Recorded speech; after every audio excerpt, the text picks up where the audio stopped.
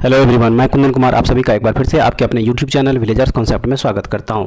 Friends, आज का जो वीडियो है वह बिहार मद्य निषेध एसआई एग्ज़ाम यानी कि सब इंस्पेक्टर एग्ज़ाम जो 16 जुलाई 2023 को संपन्न हुआ है उससे रिलेटेड जो है वीडियो बना रहे हैं। तो इसमें टोटल जो है पीटी एग्ज़ाम हुआ था और इसमें टोटल 100 क्वेश्चन पूछे गए थे, जिसमें कि जीके जीएस, करंट अफेयर्स, कुछ हिंदी के भी पेपर थे, कुछ इंग्लिश से भी था और मैथमेटिक्स से था। तो इसमें हम लोग mainly GK GS, current affairs और हिंदी से रिलेटेड जितने भी क्वेश्चन होंगे वो सारे के सारे क्वेश्चन जो है हम लोग कवर करेंगे।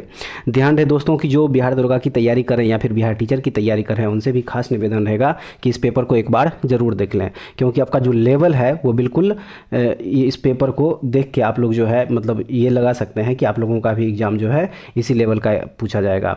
तो चलिए फिर शुरू करते हैं आज का वीडियो, लेकिन उससे पहले आप लोग हमारे चैनल पर नए हैं तो इस चैनल को एक बार सब्सक्राइब जरूर कर लीजिएगा, बगल में बेल आइकन होगा उसको दबा लीजिएगा और वीडियो अच्छी लगे तो एक लाइक ज़रूर कीजिएगा और कमेंट्स करके ज़रूर बताइएगा कि आप लोगों को ये वीडियो कैसा लगा। और जो स्टूडेंट्स इसमें इस एग्ज़ाम में बैठे होंगे तो वो एक बार जरूर कमेंट करके बताइएगा कि आप लोगों का जो है इसमें टोटल कितना क्वेश्चन सही हुआ। तो चलिए फिर शुरू करते हैं आज का वीडियो और देखते हैं कि पहला क्वेश्चन क्या है। तो इसमें दोस्तों जो पहला क्वेश्चन था वो था कि कीव किसकी राजधानी है। कीव जो है किसकी राजधानी है, तो इसका जो सही आंसर था वो था यूक्रेन का। कीव जो है किसकी राजधानी है, यूक्रेन की राजधानी है। उसके बाद था कि 1857 ईस्वी के विद्रोह के दौरान जगदीशपुर में नेतृत्व किसने किया था, तो सही आंसर है बाबू वीर कुंवर सिंह। बाबू वीर कुंवर सिंह जो है 1857 ईस्वी के विद्रोह के दौरान जगदीशपुर से वो नेतृत्व किए थे। उसके बाद अगला क्वेश्चन है कि स्पष्ट आकाश नीला क्यों दिखाई देता है, तो इसका जो सही आंसर होता है उसमें कि बैगनी और नीला प्रकाश अन्य सभी रंगों के प्रकाश की तुलना में अधिक प्रकीर्णित होते हैं। उसके बाद मैं दोस्तों ये बता दूं कि ये सारे के सारे क्वेश्चन जो है विभिन्न सोशल मीडिया माध्यम से जो है प्राप्त हुआ है, तो वही क्वेश्चन जो है हम आप लोगों को दिखा रहे हैं। तो चलिए फिर शुरू करते हैं। अब अगला क्वेश्चन देखते हैं। अगला जो क्वेश्चन है वो है कि हिमालयी भालू तथा विशाल पांडा किसका उदाहरण है। तो ये जो था, जो 4 ऑप्शन दिया हुआ था उसमें एक ऑप्शन था दुर्लभ जातियाँ, तो ये जो है दुर्लभ जातियाँ के अंतर्गत आ जाएगा। उसके बाद अगला क्वेश्चन था कि भारत की सबसे बड़ी नमक पानी की झील कौन सी है, तो वो झील है चिल्का झील। चिल्का झील जो है इसका राइट आंसर हो जाता। उसके बाद नेक्स्ट क्वेश्चन था कि सोलर सेल किसके बने होते हैं, तो ऑप्शन में दिया हुआ था एक अर्धचालक करके, तो इसका जो सही आंसर हो जाता अर्धचालक हो जाता। उसके बाद जो नेक्स्ट क्वेश्चन था कि द्वितीय विश्व युद्ध में धुरी राष्ट्रों में से निम्न में से कौन सा देश शामिल नहीं था, तो इसमें जो एक ब्रिटेन था वो धुरी राष्ट्र में शामिल नहीं था। उसके बाद जो नेक्स्ट क्वेश्चन था वह था कि निम्नलिखित देशांतरों में से कौन सा भारतीय मानक समय के लिए संदर्भ के रूप में माना जाता है, तो इसका जो ऑप्शन था उस ऑप्शन में से 68 डिग्री और 7 मिनट पूर्वी जो है इसका सही आंसर हो जाता। उसके बाद अब आइए अगला क्वेश्चन देखते हैं। अगला क्वेश्चन जो था उसमें वह था कि वधवागम शब्द का कौन सा सही संधि विच्छेद है। देखिए ये हिंदी से जो है पूछा हुआ क्वेश्चन था, तो इसका जो सही आंसर हो जाता वो हो जाता वधु प्लस आगम। वधु प्लस आगम जो है वधवागम शब्द का संधि विच्छेद हो जाएगा। उसके बाद जो नेक्स्ट क्वेश्चन था वह था कि प्रधानमंत्री पीवीटीजी विकास मिशन किससे संबंधित है, तो जो ये संबंधित था आदिवासी समूह से। किससे, आदिवासी समूह से। उसके बाद जो नेक्स्ट क्वेश्चन था वह था कि भारतीय अंतरिक्ष नीति 2023 के अनुसार कौन सी संस्था अंतरिक्ष प्रौद्योगिकियों के अनुसंधान और विकास पर ध्यान केंद्रित करेगी, तो इसका जो सही आंसर था वह था NSIL। NSIL जो है इसका राइट आंसर था। नेक्स्ट क्वेश्चन था कि बास्केटबॉल के मैदान को क्या कहा जाता है, तो बास्केटबॉल के मैदान को कोर्ट कहा जाता है। ठीक है। उसके बाद जो क्वेश्चन था वह था कि राज्यसभा में कितने सदस्य मनोनीत किए जाते हैं, तो इसका जो सही आंसर होगा वो होगा 12 सदस्य को। उसके बाद जो अगला क्वेश्चन था उसमें अगला क्वेश्चन था कि विजयनगर साम्राज्य में अमरम शब्द का अर्थ क्या था। अमरम शब्द का अर्थ जो है विजयनगर साम्राज्य में पूछा जा रहा है, तो उसका जो शब्द अर्थ था वह था सैनिकों का अनुदान। ठीक है। उसके बाद जो नेक्स्ट क्वेश्चन था वह था कि राष्ट्रपति किसकी सलाह पर लोकसभा को भंग कर सकता है, तो इसका जो ऑप्शन दिया हुआ था उसमें ऑप्शन दिया हुआ था प्रधानमंत्री, तो प्रधानमंत्री जो है इस क्वेश्चन का सही आंसर हो जाएगा। उसके बाद अगला क्वेश्चन है कि प्रायद्वीपीय पठार की सबसे ऊंची चोटी कौन है, ये क्वेश्चन दिया हुआ था। ऑप्शन में दिया था अनायमुडी, तो अनायमुडी जो है इसका राइट आंसर हो जाता। नेक्स्ट क्वेश्चन था कि मोती प्राप्त करने के लिए किसका संवर्धन किया जाता है, तो इसका जो सही आंसर हो जाएगा वो हो जाएगा ओएस्टर। ओएस्टर जो है इसका सही आंसर हो जाएगा। उसके बाद जो अगला क्वेश्चन दिया हुआ था वह था कि मनुष्य के नेत्र में पुतली का नियंत्रण किसके द्वारा होता है, तो इसका जो सही आंसर हो जाता वो हो जाता परितार का, जिसको कि आइरिस बोला जाता है। उसके बाद जो नेक्स्ट क्वेश्चन था कि अधिक अपवर्तनांक वाला माध्यम क्या हो जाएगा? इसका सही आंसर था कि दूसरे माध्यम की अपेक्षा अपेक्षा प्रकाशिक सघन है, प्रकाशिक सघन है। उसके बाद जो नेक्स्ट था वह था कि सतलज तथा काली नदी के सतलुज तथा काली नदी के मध्य हिमालय जाना जाता है किससे? तो वो जाना जाता है कुमायूं हिमालय के नाम से। किससे? कुमायूं हिमालय के नाम से जाना जाता है। उसके बाद जो अगला क्वेश्चन था वह था कि सरकार द्वारा अवरोधों अथवा प्रतिबंधों को हटाना क्या कहलाता है? तो इसका जो सही आंसर हो जाता वो हो जाता उदारीकरण। क्या हो जाता? उदारीकरण इस क्वेश्चन का राइट आंसर हो जाता। उसके बाद जो अगला क्वेश्चन था कि ईस्वी 1809 में फारसी में गिफ्ट टू मोनोथिस्ट किसने लिखी थी? तो इसका जो सही आंसर था वह था राम मोहन राय। राम मोहन राय जो है, राजा राम मोहन राय, इस क्वेश्चन का सही आंसर हो जाता। उसके बाद जो नेक्स्ट क्वेश्चन दिया हुआ था कि हाल ही में विपर्जय खबरों में था, वह क्या था? तो विपर्जय जो है वह चक्रवात था। क्या था? चक्रवात था। उसके बाद जो अगला क्वेश्चन है वह है कि निम्नलिखित में से कौन सी ताप विद्युत परियोजना महाराष्ट्र में स्थित नहीं है? तो इसका जो सही आंसर था वह था कहलगांव। कहलगांव जो है यह कहाँ है? बिहार में है। उसके बाद अगला क्वेश्चन था कि किसी वस्तु का चंद्रमा पर भार पृथ्वी पर उसके भार का कितना होता है? तो इसका सही आंसर हो जाता है 1/6 भाग, 1/6 जो है इसका सही आंसर हो जाता। उसके बाद नेक्स्ट क्वेश्चन था कि पानी का क्वथनांक सेल्सियस में कितना होता है? तो सही आंसर था 100 डिग्री सेल्सियस।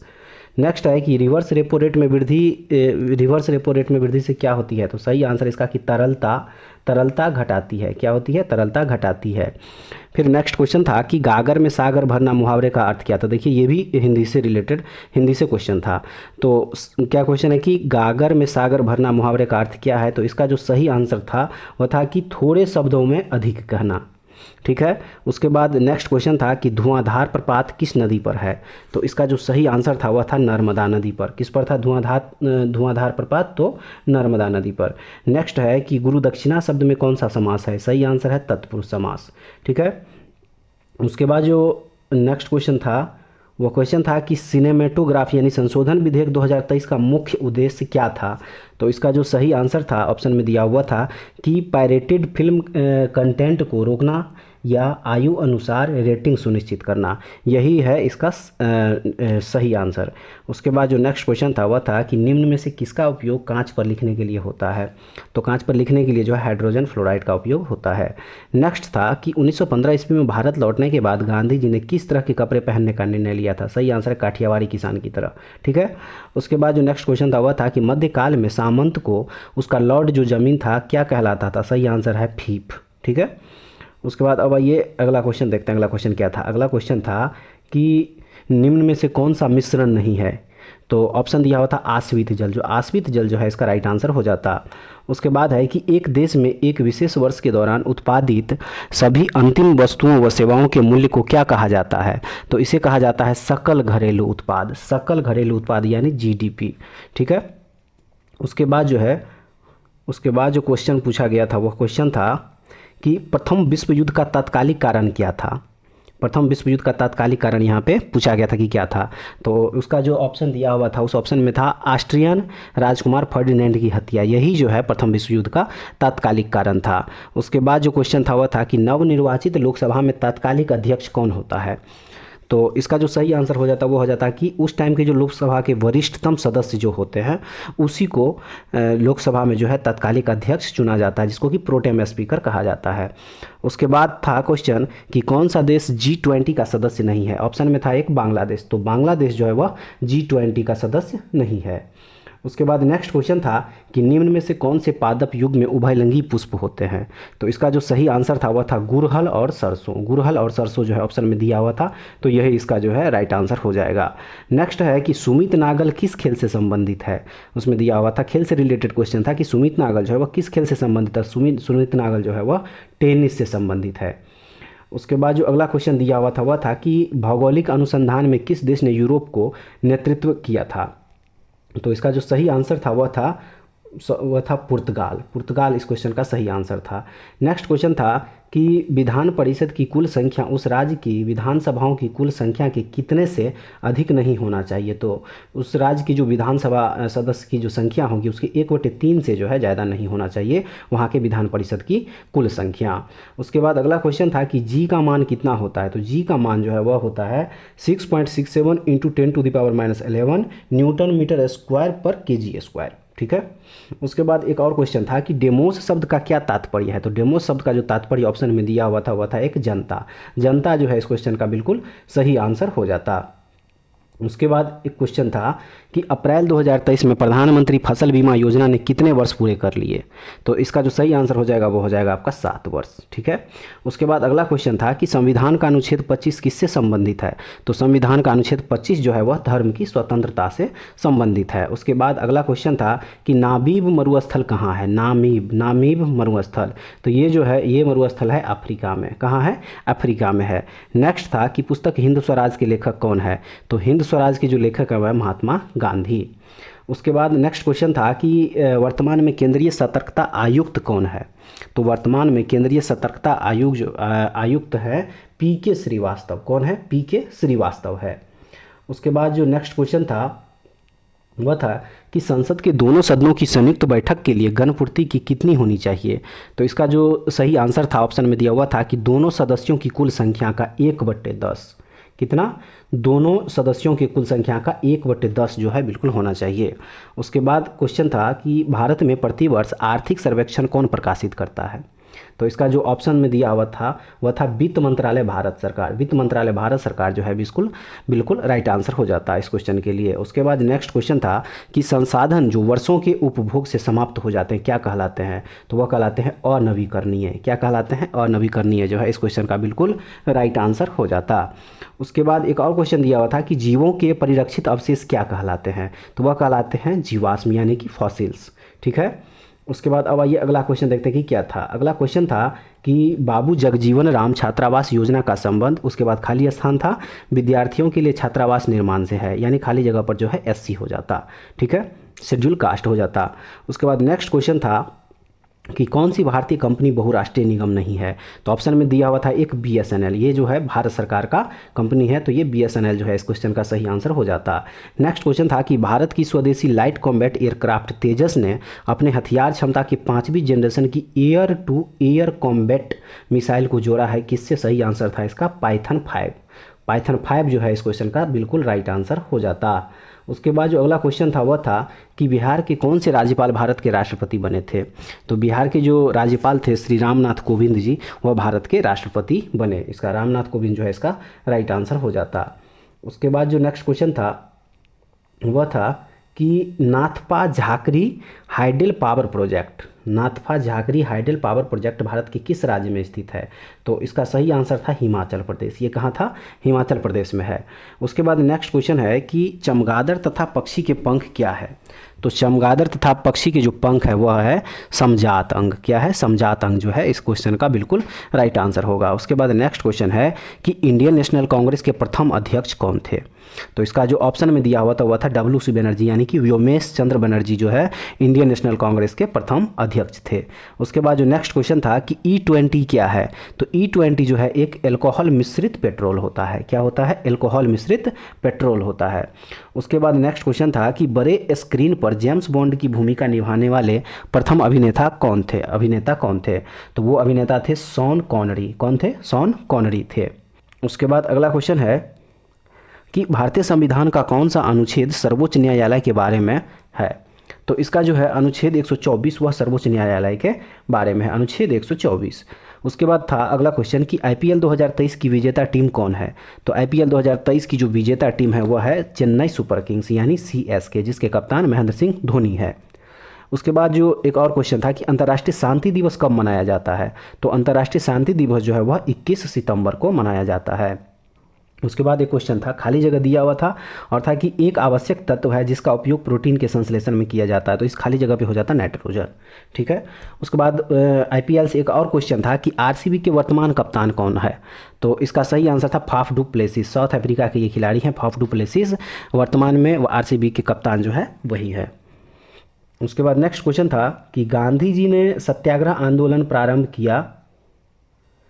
गांधी जी ने, अच्छा ये इंग्लिश से रिलेटेड क्वेश्चन था कि गांधी जी ने सत्याग्रह आंदोलन प्रारंभ किया, उसको हिंदी में लिखना था, हिंदी में ट्रांसलेट करना था, इंग्लिश में ट्रांसलेट करना था। तो इसका हो जाता कि Gandhi ji started the Satyagraha movement. Gandhi ji started the Satyagraha movement जो है इस क्वेश्चन का सही आंसर हो जाता है। उसके बाद अगला क्वेश्चन था कि भारत के राष्ट्रीय प्रतिवर्ष सर्वेक्षण संगठन का क्या उत्तरदायित्व है। तो इसका जो उत्तरदायित्व है वो है कि विभिन्न क्षेत्रों में अखिल भारतीय स्तर पर बड़े पैमाने के सर्वेक्षण करना।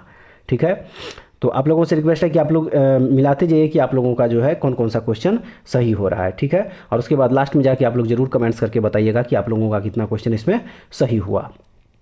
उसके बाद अब आइए अगला क्वेश्चन देखते हैं कि क्या था। अगला क्वेश्चन था कि भारत का प्रथम लॉ ऑफिसर कौन होता है। भारत का प्रथम लॉ ऑफिसर जो है वह कौन होता है। तो इसका जो ऑप्शन दिया हुआ था उसमें अटॉर्नी जनरल भी था, और अटॉर्नी जनरल जो है भारत का प्रथम लॉ ऑफिसर होता है। अटॉर्नी जनरल इस क्वेश्चन का सही आंसर हो जाता है। उसके बाद नेक्स्ट क्वेश्चन था कि NVS-01 क्या है। NVS-01 क्या है, ये जो है क्वेश्चन पूछा हुआ था। तो ये जो है एक सैटेलाइट है, यानी उपग्रह है। उसके बाद था कि बोस्कियाना गुलजार पर एक हिंदी पुस्तक किसके द्वारा संकलित किया गया, ऐसा करके एक क्वेश्चन था। तो इसमें जो ऑप्शन था यशवंत व्यास, यही इसका राइट आंसर हो जाता। उसके बाद एक और क्वेश्चन था कि नौजवान भारत सभा की स्थापना किसने की थी। सही आंसर है भगत सिंह। नौजवान भारत सभा की स्थापना किनके द्वारा किया गया था, तो भगत सिंह के द्वारा किया गया था। उसके बाद जो क्वेश्चन था कि भारत में निर्यात तैयारी सूचकांक, भारत में निर्यात तैयारी सूचकांक का प्रकाशन कौन करता है। तो ये करता है नीति आयोग। कौन करता है, नीति आयोग करता है। उसके बाद अगला क्वेश्चन था कि तापमान का एसआई इकाई क्या होता है। तो तापमान का जो एसआई इकाई होता है वो होता है केल्विन। उसके बाद था एक और क्वेश्चन कि केबुल लामजाओ राष्ट्रीय उद्यान कहाँ है। तो ये है आपका मणिपुर में। कहाँ है, मणिपुर में है केबुल लामजाओ राष्ट्रीय उद्यान। नेक्स्ट क्वेश्चन था कि प्रेरित विद्युत धारा की दिशा दी जाती है किससे। सही आंसर था इसका फ्लेमिंग के दाएं हाथ के नियम से। ठीक है, उसके बाद था क्वेश्चन कि भारत में मनरेगा कब लागू हुआ। तो भारत में मनरेगा लागू हुआ था 2006 ईस्वी में। उसके बाद एक और क्वेश्चन था कि बुद्ध ने धर्म चक्र प्रवर्तन कहाँ दिया था। तो ये दिए थे सारनाथ में। उसके बाद क्वेश्चन था कि कोयना बांध किस नदी पर है। तो कोयना बांध जो है वह कोयना नदी पर है। ठीक है, उसके बाद एक और क्वेश्चन था कि अंतर्राष्ट्रीय जैव विविधता दिवस थीम 2023 क्या था। यानी अंतर्राष्ट्रीय जैव विविधता दिवस थीम 2023 में क्या था इसका थीम। तो इसका जो थीम था वह था कि from agreement to action build back biodiversity. अंतर्राष्ट्रीय जैव विविधता दिवस थीम 2023 जो है यही था। उसके बाद जो लास्ट क्वेश्चन था वह था कि पटना उच्च न्यायालय के मुख्य न्यायाधीश वर्तमान में कौन है। तो वर्तमान में जो पटना उच्च न्यायालय के मुख्य न्यायाधीश है वह है जस्टिस विनोद चंद्रन। कौन है, जस्टिस विनोद चंद्रन। तो फ्रेंड्स ये था टोटल 16 जुलाई 2023 को बिहार एक्साइज सब इंस्पेक्टर का जो एग्ज़ाम हुआ था उसका जीके जीएस, करंट अफेयर्स और हिंदी से रिलेटेड क्वेश्चंस। उम्मीद है कि आप लोग जो एग्ज़ाम में अगर बैठे होंगे तो आप लोग ये ज़रूर बताइएगा कि ये क्वेश्चन था या नहीं था, क्योंकि ये क्वेश्चन जो है हम लोगों को विभिन्न सोशल मीडिया स्रोत से जो है प्राप्त हुआ है। अगर सेम यही क्वेश्चन था तो आप लोग एक बार कमेंट करके ज़रूर बताइएगा कि आप लोगों का इसमें से टोटल कितना क्वेश्चन सही हुआ। और जो सब इंस्पेक्टर दरोगा बिहार दरोगा की तैयारी कर रहे हैं उनसे भी रिक्वेस्ट रहेगा कि ये क्वेश्चन एक बार शुरू से लेकर अंत तक ज़रूर देखें। और बिहार टीचर की जो तैयारी कर रहे हैं उनसे भी एक बार रिक्वेस्ट रहेगा कि वो लोग भी इस क्वेश्चन को एक बार जरूर, क्योंकि लेवल जो है आप लोगों का जो एग्ज़ाम होने वाला है वो सेम इसी लेवल का एग्ज़ाम होगा। तो चलिए फिर नेक्स्ट वीडियो में दोबारा फिर से मिलेंगे, तब तक के लिए जय हिंद। अगर इसका पीडीएफ चाहिए तो हमारे टेलीग्राम चैनल से जुड़ जाइए, वहाँ से आपको इसका पीडीएफ जो है मिल जाएगा।